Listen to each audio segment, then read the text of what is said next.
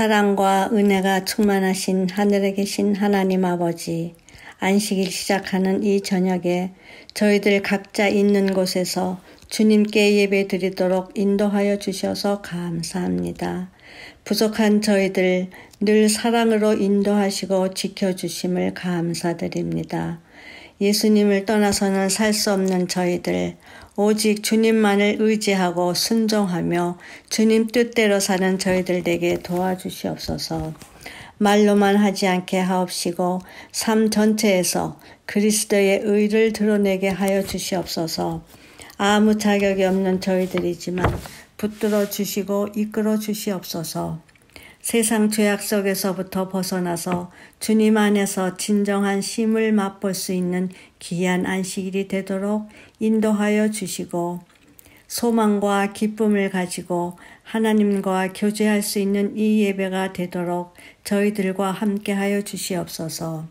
육신의 아픔으로 고생하시는 분들의 아픔을 기억하시어서 하루속히 고통에서 벗어날 수 있도록 도와주시옵소서. 목사님께서 전하시는 하나님 말씀에 은혜가 넘쳐 저희들 마음속에 깊이 간직하는 이 시간 되게 하여 주시고, 요즘 힘든 시기에 하루하루를 보람과 감사와 사랑으로 채울 수 있게 하여 주시옵소서. 사랑이 많으신 예수님의 이름 받들어 간절히 기도드립니다. 아멘.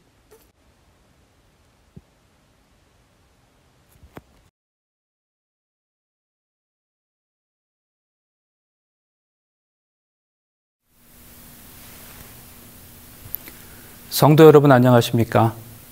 행복한 안식일입니다.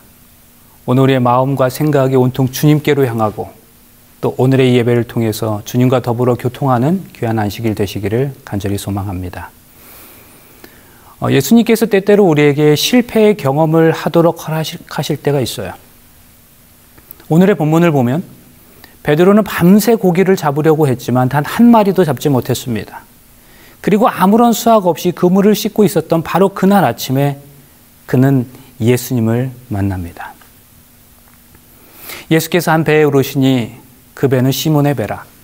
육지에서 조금 떼기를 청하시고 앉으사 배에서 무리를 가르치시더니 말씀을 가르치시고 시몬에게 이르시되 깊은 데로 가서 그물을 내려 고기를 잡으라. 여러분, 우리가 이 이야기를 잘 알고 있습니다. 베드로가 그 말씀에 순종하여 그물을 던졌을 때 잡은 것이 너무나 많아서 그물이 찢어질 정도까지 이르게 되었죠. 우리는 종종 이러한 베드로의 경험, 밤새 물고기를 한 마리도 잡지 못했지만 예수님의 말씀에 의지하여 그물을 던졌을 때, 그리고 그 그물이 찢어질 정도로 많은 고기들이 잡혔던 이 경험에 대하여 우리는 기적이라고 말합니다. 그런데 여러분 아세요? 이 이야기 속에는 우리가 발견하지 못하는 또 다른 기적이 있습니다. 베드로는 어부였습니다. 그것도 베테랑 어부였죠. 그런데 그 베테랑 어부 베드로가 밤새도록 고기를 잡으려고 시도했지만 물고기가 그토록 풍성한 갈릴리 호수에서 단 한 마리의 물고기도 잡지 못했다는 사실이 바로 기적 아닐까요? 그래도 명색이 어부인데 아무리 못 잡아도 한 마리는 잡아야 되는 거 아니겠습니까? 낚시로 고기를 잡는 것도 아니고 그물을 던져서 고기를 잡는데 물고기 한 마리라도 잡아야 되는 거 아니겠습니까?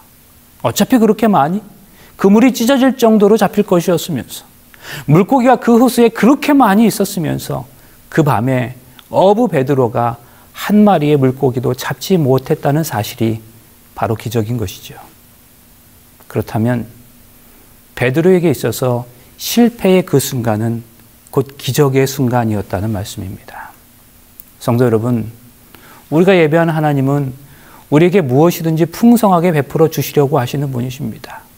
그분은 우리에게 넘치도록 주시는 일에 간절한 소망이 있으신 분이에요. 우리에게 모든 것을 풍성히 주시는 것을 너무나 기뻐하시는 분이십니다. 성경에도 이런 표현이 있죠. 곧 후히 되어 누르고 흔들어서 넘치도록 하여 너희에게 안겨주리라.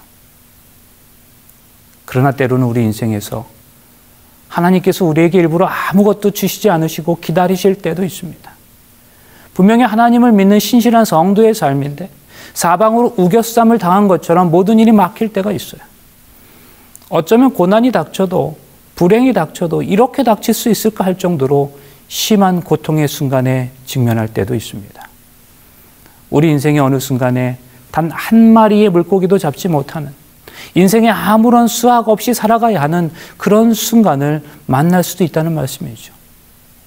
그러나 성도 여러분, 바로 그 순간이 기적의 순간일 수 있어요. 그리고 정말로 그렇다면 이러한 경우에 우리는 우리가 처한 환경과 상황이 하나님의 완벽한 각본에 따라 짜여진 것임을 기억할 수 있어야 합니다. 사방으로 우겨쌈을 당하여도 바로 그 순간에 하나님의 손길을 체험하는 것이 바로 믿음이기 때문입니다. 사실 우리가 이 세상을 살아가면서 한계 상황이나 장애물을 좋아하는 사람은 아무도 없습니다. 그런데 그리스도인은 오히려 한계 상황에 이르렀을 때 하나님의 인도하심으로 새로운 길이 열리는 특별한 경험을 할 때가 참 많이 있는 것 같습니다.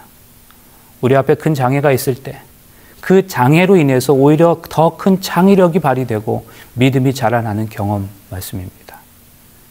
그래서 어떠한 상황과 장애는 오히려 우리 믿음을 성장하게 만들고 새로운 창의력을 통하여 새로운 길을 향해 나가게 하는 힘이 될 때가 많이 있습니다.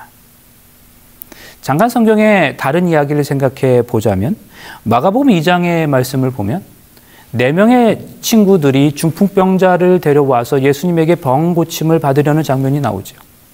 근데 그 자리에 모였던 사람들이 너무 많아서 중풍병자가 예수님께 가까이 다가갈 수 없는 상황이 되었습니다. 여러분, 이것은 일종의 장애입니다. 믿음으로 나왔는데 장애물을 맞닥뜨린 상황이죠. 그런데 4명의 친구들은 포기하지 않아요. 어떤 방법을 씁니까? 예수님이 계신 집에 지붕을 뚫고 병자가 누운 침상을 달아내렸습니다. 그러자 이 행동을 보신 예수님은 그들의 그 믿음을 보시고 그 병자를 고쳐주셨다고 성경은 말합니다. 예수님의 그들의 행동을 믿음으로 여기셨다는 거죠. 그렇다면 성도 여러분, 이들의 이 믿음은 과연 어떠한 믿음이라고 말할 수 있을까요? 그것은 오직 예수님만이 중풍병을 고칠 수 있는 분이라는 사실을 믿는 믿음일 거고, 또한 지붕을 뚫고서라도 예수님에게 접근하겠다는 믿음일 겁니다. 여러분, 제가 지금 무슨 말씀을 드리려는지 아시겠어요? 단지 이들의 믿음이 훌륭했다는 사실을 말씀드리려는 게 아닙니다. 그들로 하여금 이러한 행동으로 이끌었던 그런 믿음이 과연 어떻게 해서 생겨나게 되었느냐는 말씀이에요. 자세히 보세요. 한계 상황에서 장애물과 맞닥뜨린 바로 그 상황에서 창의력과 믿음이 나오는 겁니다. 그것이 바로 중풍병자를 데려온 그 4명의 친구들이 우리에게 보여주고 있는 믿음의 모습입니다. 사실 우리도 쉽지 않은 장애와 한계 상황을 만날 때가 있습니다. 고난을 만나고 고통을 경험하죠. 그런데 우리는 그때마다 이것이 복된 상황이라고 생각할 수 있어야 한다는 겁니다. 왜냐하면 바로 이러한 순간에 비로소 우리의 창의력이 생겨나고 믿음이 성장하고 또 믿음으로 일할 수 있는 기회를 얻게 되는 것이기 때문입니다. 4명의 친구들은 예수님에게 접근할 수 있는 한계에 직면하게 되었어요. 길이 막힌 거죠. 그러나 그 길이 막혔다고 생각했을 때 지붕을 뚫어보자는 기상천외한 창의력이 나왔습니다. 한계 상황에서 새로운 길이 열리고 전에 생각해보지 않았던 방법들을 생각해내고 발견하게 되는 겁니다. 사실 예수님이 계신 곳에 사람이 많지 않았다면 지붕을 뚫을 일도 없었을 겁니다. 그냥 문을 열고 들어가면 되는 거죠. 그러나 여러분, 그냥 문을 열고 들어가는 것은 누구라도 할 수 있는 일이에요. 그런데 우리가 이러한 엄청난 한계를 겪게 되면 비로소 믿음의 도약을 경험할 수 있는 거예요. 제약 조건이 우리로 성장하게 하는 것입니다. 제약 이론이라는 말이 있습니다. 사실 이것은 경영학 이론 중에 하나인데요. 이스라엘의 물리학자인 골드랩 박사가 주창한 이론입니다. 이 이론은 어떤 시스템의 효율성을 저해하는 제약 조건을 찾아내서 그것을 극복하기 위한 시스템을 개선하는 방법이라고 할 수 있습니다. 그러니까 더 쉽게 풀어 말씀드리자면 어떤 시스템이나 상황 속에서 발견하게 되는 제약 조건은 그 문제를 풀 수 있는 해답이기도 하다는 말씀이에요. 제약 조건의 바로 그 자리가 문제 해결의 자리라는 것이죠.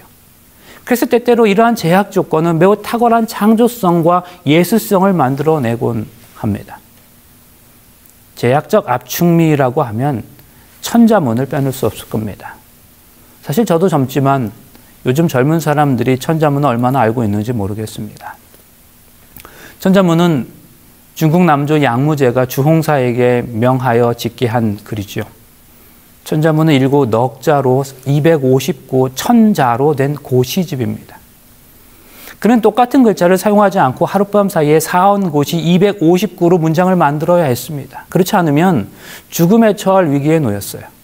주홍사는 살기 위해서 하룻밤 사이에 천자문을 완성합니다. 그래서 그 다음날 일어나 보니 그의 머리가 하얗게 되었다고 해서 천자문을 백수문이라고 하기도 합니다. 머리가 희게 되기까지 만든 문장이에요. 4원고시, 250개 문장, 하룻밤이라는 제약이 천자문이라는 걸작을 탄생시켰습니다. 만약 제약을 주지 않았더라면 어떻게 하룻밤에 이런 명문이 나올 수 있었겠습니까? 때때로 어떤 제약 조건이 이런 능력을 발휘하게 되는 것입니다. 제가 초등학교 시절에 잠시 충청남도 칠갑산 밑에 있는 칠갑 초등학교를 다닌 적이 있습니다. 그때는 국민학교라고 불렀지 않습니까? 지금도 그렇지만 칠갑국민학교가 위치한 충청남도 청양이라고 하는 그곳은 정말 시골입니다. 타이어표 검정 고무실을 신고 다녔고요. 미술 시간에 찰흙 공작이 있기 전날이면 친구들과 더불어 온 동네를 쑤시고 다니면서 찰흙을 직접 캐내서 이 비료푸대에 가득 담아서 학교에 가져가곤 했습니다. 산을 헤매고 다니면서 칡을 캐다가 소 여물을 만드는 작두에 잘라 칡을 뜯어먹던 기억도 있어요. 그때 저희 집이 가난했던 것은 아니었지만 그 시절에는 동네의 모든 또래 아이들과 그렇게 철없게 마냥 행복하게 지냈던 때가 있었습니다. 그런데 그런 학창시절, 가난한 집 아이와 부잣집 아이의 차이는 미술 시간에 종종 나타나곤 했습니다. 미술 시간의 준비물이 스케치북이라면 형편이 좋은 집 아이들은 20장짜리 스케치북을 가져왔고 그렇지 않은 집 아이들은 도화지를 낱장으로 사왔습니다. 또 부잣집 아이들은 48가지 색 왕좌표 크레파스를 사용했어요. 그 48가지 색깔 중에는 없는 색깔이 없었습니다. 금색, 은색, 담록색, 분청색 등등. 그러나 가난한 집 아이들은 그저 12가지 색깔의 크레파스가 전부였습니다. 사실 12가지 색은 색깔로서 치자면 선택의 폭이 너무나 적죠. 그런데 이상하게도 어린 제 스스로의 눈으로 보기에도 그 12가지만의 색깔로 그린 그림이 48가지 색깔로 그린 그림보다 훨씬 더 멋있다고 생각했던 적이 많았습니다. 왜 그랬을까요? 비록 12가지 색깔로 그림을 그렸지만 2가지 색을 서로 섞어서 새로운 색을 만드는 방법을 선택해서 독특한 색을 만들어냈던 거죠. 미술의 문화인인 제가 보기에도 어떻게 이런 색깔을 낼 수 있을까 하는 탄성이 절로 나올 때가 많았습니다. 본 적도 없는 색깔이 나오는 거예요. 48가지 색깔의 크레파스가 있다고 해서 대단한 것 아닙니다. 오히려 선택의 폭이 넓어서 우물쭈물하게 되는 거죠. 그러나 12가지 색깔이라는 그 한계 속에서 창의력이 나오는 겁니다. 조건이 잘 맞추어져 있다고 해서 꼭 좋은 결과물이 나오는 것만은 아니라는 사실입니다. 중풍병자를 달아내린 내 친구들에게는 예수님에게 갈 수 있는 길이 막혔어요. 그런데 이것이 그들에게는 복이 되었습니다. 새로운 길이 열리는 능력이 되었어요. 그러므로 성도 여러분, 하나님께 제약 조건을 없애달라고 기도하지 마시기 바랍니다. 오히려 그 제약 조건을 딛고 일어서는 사람이 되게 해달라고 기도하실 수 있기를 바랍니다. 기억하세요. 우리 삶에서 경험하는 제약 조건은 오히려 나로 하여금 집중력을 갖게 하고 새로운 아이디어가 떠오르게 만들고 새로운 길을 여는 하나님의 인도하심입니다. 그러므로 그 안에서 하나님의 영광을 드러낼 줄 아는 믿음의 사람들 되시기를 간절히 소망합니다. 이것이 바로 하나님의 사람의 진정한 모습일 수 있는 겁니다. 다시 오늘의 본문으로 좀 돌아가 봅니다. 사실 우리가 이 이야기의 결말을 다 압니다. 그물이 찢어질 정도로 물고기를 잡은 베드로가 예수님께 무엇이라고 고백하는가? 시몬 베드로가 이를 보고 예수의 무릎 아래 엎드려 가로되 주여 나를 떠나소서 나는 죄인으로소이다 하니. 성도 여러분, 베드로가 그물을 던지는 곳마다 물고기를 다른 곳으로 보내셔서 결국은 한 마리의 물고기도 잡지 못하게 하신 그 기적의 이면에는 하나님의 분명하신 어떠한 의도가 숨겨져 있었다는 거죠. 그것이 무엇이었습니까? 바로 베드로의 변화였습니다. 물고기를 한 마리도 잡지 못한 베드로가 예수님의 말씀에 순종하여 그물을 내렸습니다. 그리고 많은 물고기를 잡았어요. 그러자 도리어 두려운 마음이 들어서 예수님 앞에 무릎을 꿇었답니다. 그리고 자신이 죄인이라고 고백하는 겁니다. 모든 것이 풍성하신 하나님께서 베드로의 이 고백을 들으시기 위해서 궁핍의 기적을 베푸셨던 거예요. 마찬가지 우리의 삶 가운데서 일어난 어떤 불행한 사건, 실패의 경험은 위장된 축복일 뿐만 아니라 하나님의 의도하심 속에서 나타난 기적이라는 사실을 기억하시길 바랍니다. 이 모든 것들이 하나님의 세밀하신 계획 가운데 이루어진 일이에요. 우리가 하나님께 베드로처럼 고백하도록 하시기 위하여 하나님께서 허락하신 일들이란 말씀이에요. 성도 여러분, 삶이 어렵다고 느껴질 때가 있으세요? 고통과 고난의 연속이라고 생각될 때가 있으십니까? 나는 왜 이렇게 되는 것이 없냐고 고민할 때가 있으십니까? 하나님의 사역을 하고 있는 것이 분명한데도 나는 왜 이렇게 기쁨이 없고 감사가 없는지 너무나 답답함을 경험할 때가 있으십니까? 왜 이렇게 많이 기도하고 말씀을 보는데도 내 인생에 열매가 없는지 하나님이 원망스러우실 때가 있으십니까? 그렇다면 성도 여러분, 그것은 하나님께서 허락하신 기적일 수도 있음을 기억하시길 바랍니다. 그리고 그것은 오늘 우리로 하여금 우리 자신의 모습을 다시 한번 돌아보고 하나님 앞에 무릎 꿇어 우리의 모습을 정직하게 하나님께 아뢰도록 하시기 위한 하나님의 계획임을 기억하시길 바랍니다. 그렇다면 그 고백 이후에 우리에게 무엇이 주어질까요? 주님께서 베드로에게 말씀하십니다. 예수께서 베드로에게 일러 가라사대 무서워 말라. 이제 후로는 네가 사람을 취하리라 하시니라. 이 말을 좀 더 알아듣기 쉽게 표현하면 이렇게 표현할 수 있지 않을까요? 베드로야, 지금까지 네 관심은 다 물고기 잡는 일에 집중되어 있었지. 물고기를 많이 잡는 날에는 너무나 기뻤을 거고 그렇지 않은 날에는 마음이 불편하고 우울했겠지. 그런데 이제 네 관심을 좀 바꾸어 보지 않겠니? 네 행복이 물고기로 인해 좌우되던 삶에서 이제는 나 하나님의 소망을 붙잡는 삶을 살아보거라. 나는 내가 물고기가 아닌 사람을 낚는 어부가 되기를 원한다. 여러분, 베드로가 물고기를 한 마리도 잡지 못했던 기적은 결국 하나님께서 베드로에게 새로운 소명을 주시기 위한 계획하심이었다는 거죠. 우리의 실패와 그로 인한 자기 본질에 대한 성찰과 그런 또 고백을 통해 하나님 우리에게 소명을 주시는 겁니다. 시대의 소망 말씀 볼까요? 이때까지 제자 중에 아무도 동역자로서 예수와 온전히 연합한 자는 없었다. 그들은 예수께서 행하시는 많은 이적들을 목격하였고 그의 교훈에 귀를 기울였다. 그러나 그들은 이전의 생업을 완전히 버리지는 못하였다. 침례 요한의 투옥은 그들에게는 매우 쓰라린 실망이었다. 만일 요한의 전도의 결과가 이와 같은 것이라면 그들은 모든 종교 지도자들이 연합하여 대적하고 있는 그들의 선생에게 거의 소망을 걸 수가 없었다. 이런 환경 아래서 잠시나마 돌아가서 고기잡이를 하는 것이 그들에게는 마음의 유안이 되었다. 그러나 이제 예수께서 그들에게 그들의 이전 생애를 버리고 그들의 관심을 당신의 관심과 집중하고 결합시키라고 요구하신 거다. 베드로가 그 부르심을 받아들였다. 사실 우리의 소명은 늘 성공에 맞추어져 있습니다. 그러나 여러분, 우리의 관심이 성공에 맞춰져 있는 한 우리는 절대로 하나님의 도구로 쓰임받을 수가 없습니다. 심지어 그 성공이 하나님의 사역의 일환으로서의 성공일지라도 우리가 그것을 붙잡으려고 하는 한 하나님 나라의 온전한 도구로 쓰임받을 수가 없는 것입니다. 그러므로 우리의 목표는 성공이 아닌 하나님의 거룩이 되어야 하는 거죠. 약하고 요동하던 품성이 튼튼하고 견고한 품성으로 변화하게 된다. 끊임없는 헌신은 예수와 그 제자와의 사이에 매우 밀접한 관계를 확립시켜서 그리스도의 마음과 품성에 있어서 그를 닮게 된다.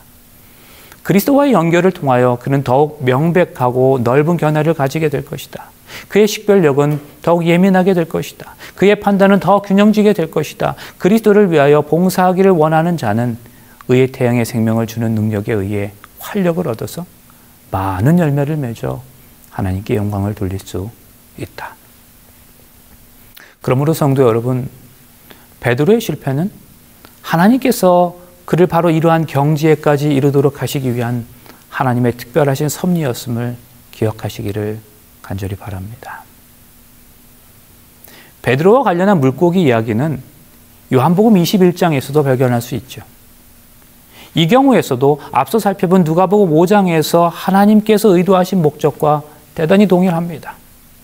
예수님의 십자가 사건 이후에 갈릴리로 돌아간 베드로를 포함한 7 제자들에게 예수님께서 나타나셨습니다. 그날 밤도 그 7명이 밤새 물고기를 잡았지만 한 마리도 잡지 못했습니다. 그때 주님께서 말씀하시죠. 가라사대 그물을 배 오른편에 던지라. 그리하면 얻으리라 하신대 이에 던졌더니 고기가 많아 그물을 들 수 없더라. 여러분, 이 상황에서 우리는 갈릴리 호수의 수면 아래를 보는 눈을 가질 수 있어야 됩니다. 베드로의 배는 작은 고깃배였을 거예요. 그런데 예수님이 그물을 배 오른편에 던지라고 하셨을 때, 그리고 그 말씀에 순종하여 베드로와 다른 제자들이 배 오른편으로 그물을 던졌을 때 물속의 물고기들은 그 작은 배를 중심으로 왼편에 그대로 머물러 있으면서 배 오른편으로는 절대로 넘어가지 않고 있었다는 사실을 생각해 보신 적이 있습니까? 그러면 생각해 보세요. 그 전날 밤에 베드로가 그물을 아무리 던져도 물고기를 잡을 수 없었던 것은 베드로가 그물을 배 왼편으로만 던졌기 때문일까요? 아니에요. 그는 왼편, 오른편 할 것 없이 이쪽 저쪽 다 그물을 던졌을 거예요. 그런데 그때마다 베드로가 단 한 마리의 물고기도 잡을 수 없었던 것은 물 아래 물고기들이 그물을 피해 왼쪽, 오른쪽으로 오가고 있었을 거라는 사실이죠. 그러므로 그것을 베드로에게는 대단히 쓰라린 실패의 경험이었지만 동시에 그것은 수면 아래서 벌어진 하나님의 놀라우신 기적이었다는 사실입니다. 그리고 누가복음 5장에서의 베드로 경험과 마찬가지로 요한복음 21장에서의 베드로의 실패의 경험은 베드로의 고백을 이끌어내게 됩니다. 베드로의 고백을 받으신 후에 주님께서는 그에게 새로운 사명을 주셨습니다. 무엇이죠? 내 양을 먹이라. 내 양을 치라. 그리고 내 양을 또 먹이라. 여러분 자세히 보세요. 그때 베드로에게 주어진 사명은 성공이 아니에요. 예수님의 양을 먹이는 일이었습니다. 그 사명을 감당하려면 베드로는 조금 더 성숙할 필요가 있었어요. 예수님은 베드로에게 이 사명을 주신 다음 정말로 수수께끼 같은 말씀을 하십니다.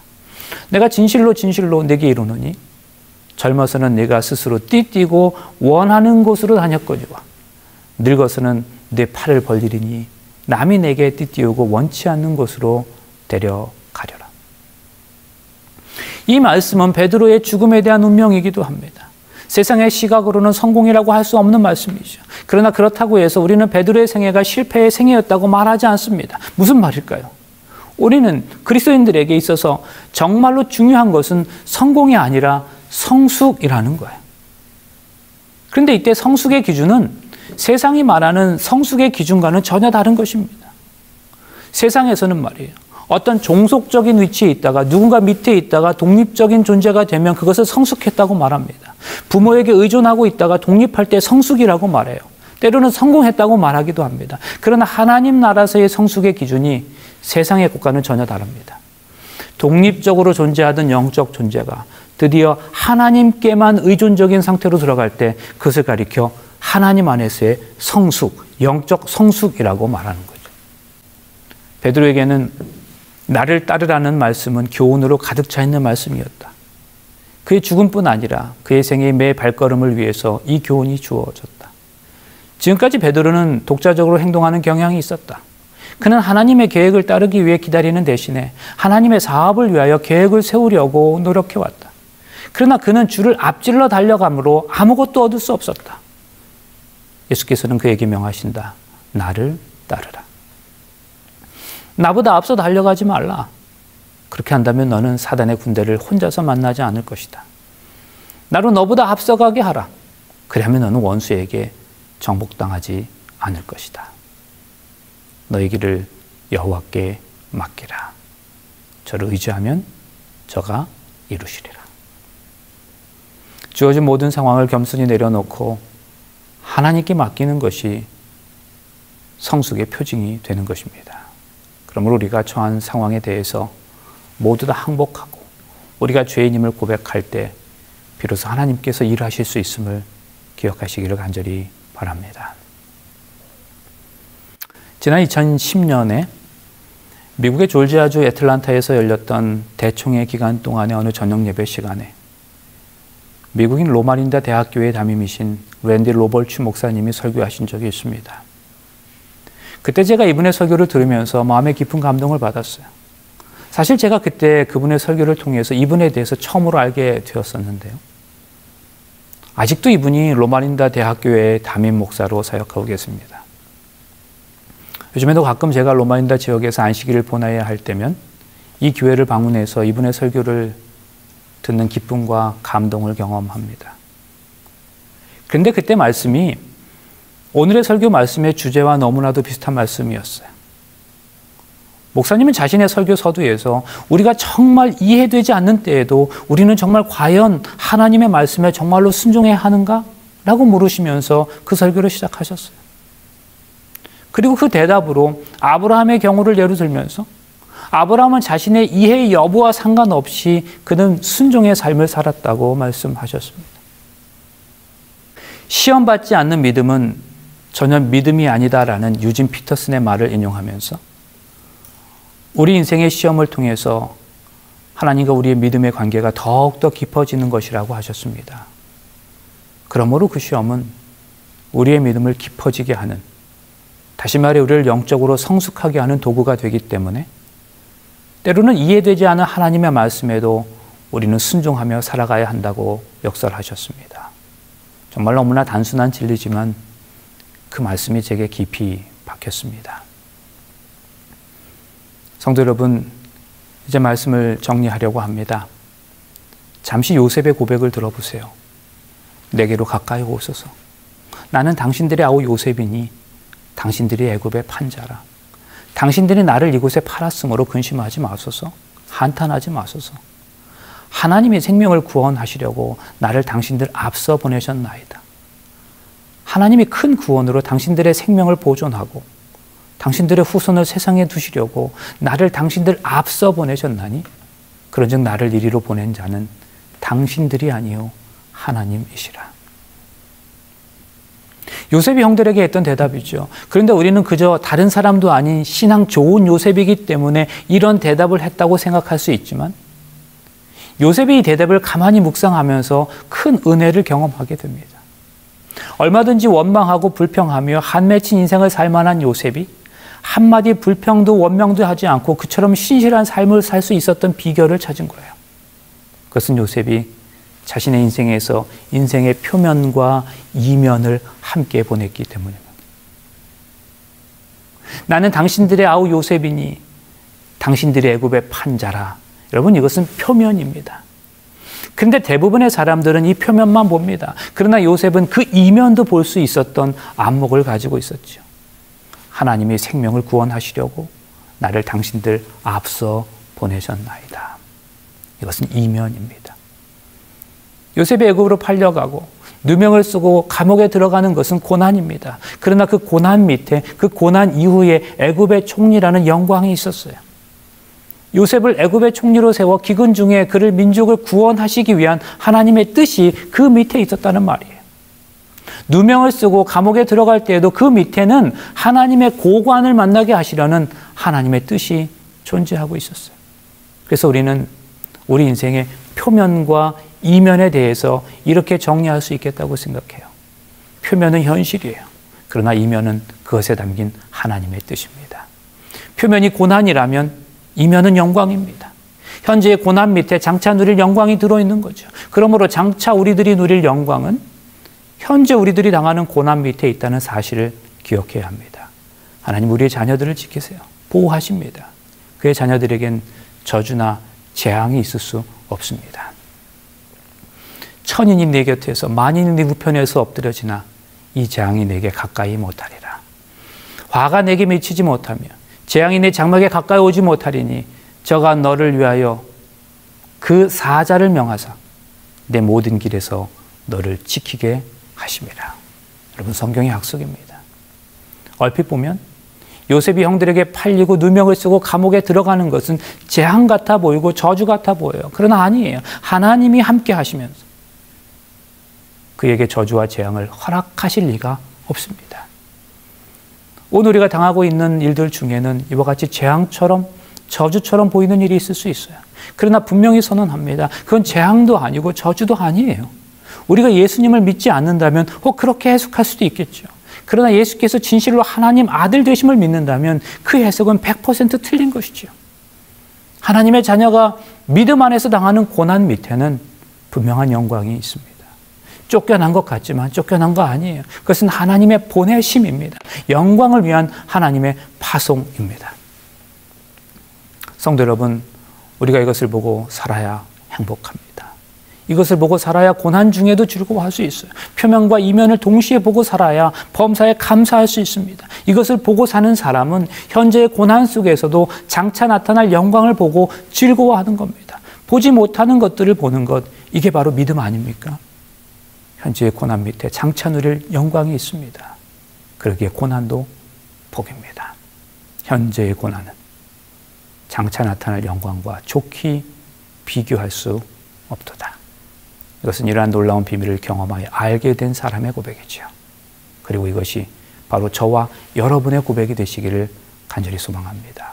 우리 삶에서 때때로 경험하게 되는 실패의 기적을 통해서 우리는 보다 더 성숙한 그리스도인이 되는 것이기 때문입니다.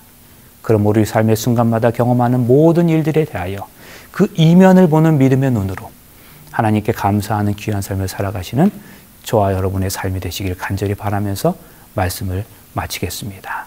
잠시 기도하시겠습니다. 사랑의 아버지 하나님, 이 세상을 살아가며 우리가 과연 무엇을 바라보며 살아야 하는지를 깨우쳐 주셔서 감사드립니다. 우리의 삶에서 경험하는 행복의 경험만이 기적이 아니라 때때로 경험하는 실패와 역경의 삶도 하나님의 특별하신 섭리 속에서 허락된 또 다른 기적임을 깨닫게 하여 주셔서 감사합니다. 그런 어려움의 기적을 통하여 우리 자신을 향하신 하나님의 소명을 온전히 발견하는 삶을 살아갈 수 있도록 인도하여 주시옵소서. 시험받지 않는 믿음은 전혀 믿음이 아니기에 우리 삶에서 허락된 시험으로 인해 우리 믿음이 더욱 강건하여지고 온전히 성숙한 삶을 살아갈 수 있게 하여 주시옵소서. 표면뿐만 아니라 이면까지도 바로 보는 안목을 통해 매일의 삶이 감사와 찬송의 삶이 되게 하여 주시옵기를 예수님의 이름으로 간절히 기도하옵나이다. 아멘.